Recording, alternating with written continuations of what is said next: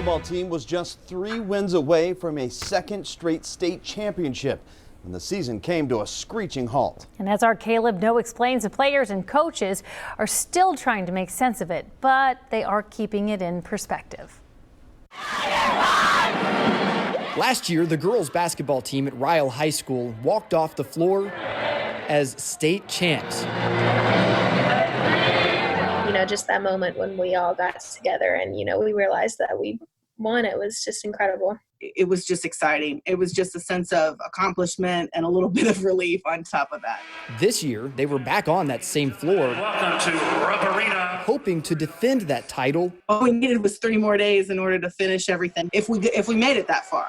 Instead, they left without a trophy, but not because they lost. And that bus ride was silent. I just remember, it felt like the saddest bus ride you could possibly imagine. There was no state champion this year.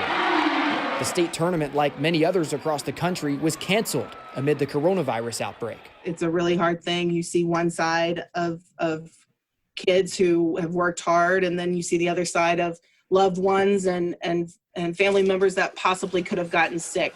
That perspective outweighs the lack of closure.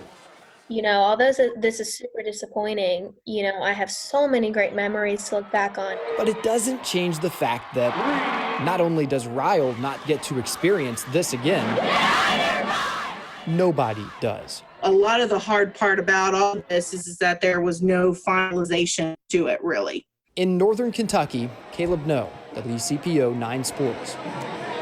Ryle's coach, by the way, told us most of the returning players have already been training individually for next year. As for the player you saw in that story there, MADDIE, she is heading to one of the premier college programs in the country, the University of Oregon. Congratulations.